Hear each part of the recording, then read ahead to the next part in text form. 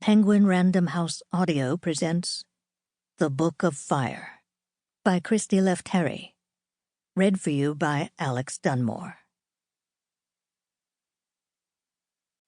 Chapter 1. This morning, I met the man who started the fire. He did something terrible.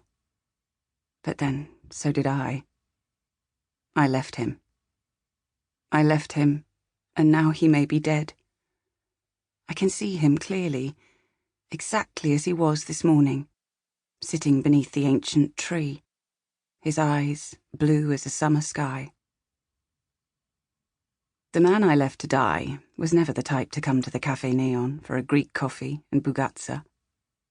He kept himself to himself, so I'd only ever greet him in passing, usually as he walked from his massive villa down to the sea, and I went up to the top of the mountain with Rosalie, our greyhound. Even then he hardly made any effort. He smiled with distracted eyes and didn't bother to say a word.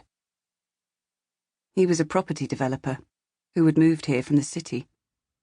None of us in the village liked him that much, even before the fire, and we have been justified, really. Was it Aristotle who said that man is a political animal? Not that we are all born to take an active interest in party politics, but it is in our nature to live in a polis, a community. So, as a joke, we called this guy Mr. Monk, because he seemed to live like the monks in the monastery in Olympia, except that he was rich and very well dressed. I can't even remember his real name. In mythology, Zeus gave Hermes two gifts for humankind: shame and justice. When Hermes asked if he should distribute these gifts to some and not others, Zeus said no. Every single person should possess these gifts, so that they could all learn to live together. Even in the distant past, people understood the importance of community, so they infused their stories with these morals. Zeus even said to Hermes that if someone was without a sense of shame or justice when doing wrong, they should be put to death by their community. But that was centuries ago, and we've come a long way since then, right?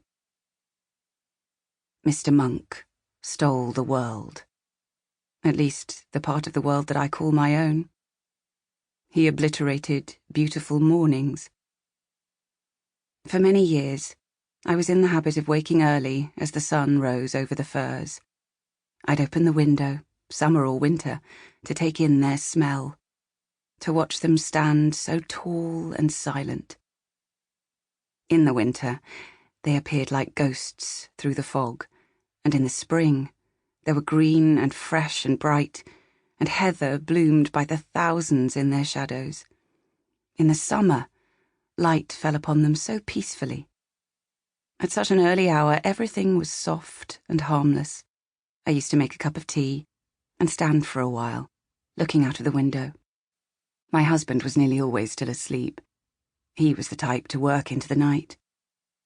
Only the birds could be heard, nothing else. Autumn was my favourite season. The way the trees looked like flames upon the hill, and the air was crisp. I loved sensing the coming cold, the whisper of it on the wind. He took all this, the man who started the fire. The point is that Mr. Monk lacked humanity. To live our lives with a sense of justice in our hearts would inevitably mean seeking fairness in the way people are treated by others, or indeed by us. It's not that Mr. Monk hasn't acknowledged what he's done. It's just that he has been trying to get away with it. As for shame, shame is a tradition in Greece. But perhaps Mr. Monk would not feel bad for doing wrong had he not been caught in the act. My question is, does he feel guilt? Is he suffering for what he has done to us all? Then there's this. Yesterday, ash rained down from the sky. My daughter and I both saw it. It is January now, 5 months since the fire. We were standing at the window that faces the forest. All you can see from that window are the endless skeletons of pines, some taller, others merely stumps. Over this fell the ash. "It looks like snowflakes," I said to Chara, who was standing by my shoulder. I could hear her breathing, but she said nothing. My lovely, sweet Chara. Too old for her age. Her name means joy, Chara, with a silent C. She loved it once. Loved how its happiness was a secret kept from all who didn't know its origin, like a secret summer garden. There are many secret places in her mind, even at such a young age, and some are not full of light or colour or ancient trees. Some are dark, some are empty. They are stark. The ash began to settle on the fig tree in the garden, the only living tree, where my husband, Tasso, sat quietly, staring out towards the slope of the mountain, his bandaged hands resting on his lap, palms facing up, as if he were waiting for something to fall from the sky. I saw him shudder from the cold, but he did not move to come in. Instead, he inclined his head and looked up. Rosalie sat by his feet, as always, his protector. "The ash is settling," I said, as if Chara couldn't see it herself. "It's snow, Mama," she huffed, and walked away.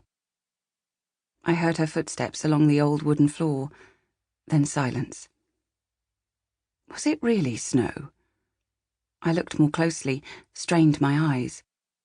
Indeed it was. It glimmered, sparkled beneath the midday light. It brought new life. Of course, ash would not be falling from above months after the fire, but my mind was playing tricks on me. I found Chara in her bedroom, sitting cross-legged on the bed, her back facing the mirror, naked from the waist up, her tiny 10-year-old breasts just appearing, round and soft, egg-like, brand new. She doesn't pay them any attention. At her age, I was dying to buy my first sports bra from C&A, but Chara doesn't want to focus on her future. Her eyes are on the past. She was peering over her shoulder, eyes fixed on her reflection. "I can't really see it," she said. "How does it look now?" We do this every day. Record the changes with words. In the last 2 weeks, less has changed.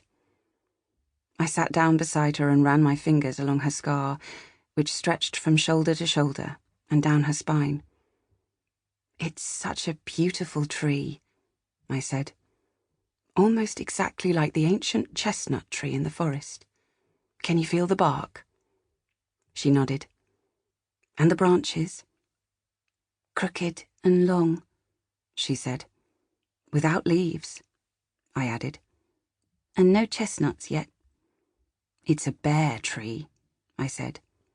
"You can see its bare beauty, its grooves and curves, and all its potential for new life."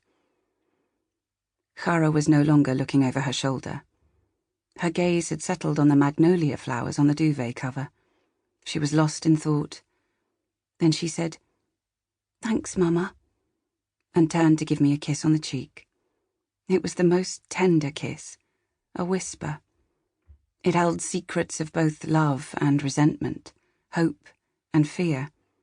It was so soft, as if she was afraid to assert any of those feelings too strongly. Since the fire, her love has become delicate. She lives life as if she is holding a butterfly in her palm, afraid that it will die.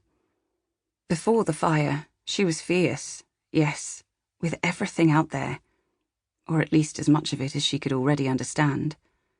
Her love was wild and ruthless. If she believed something, she would make sure she was heard. If she felt something, she expressed it with passion. This was how I had taught her.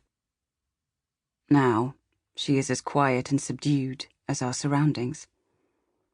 I thank the heavens that my daughter is alive, but she is a ghost of herself. The fire has stolen her, too. So, this morning I was out for a walk, as usual. Rosalie must have smelt him, Sample complete. Ready to continue?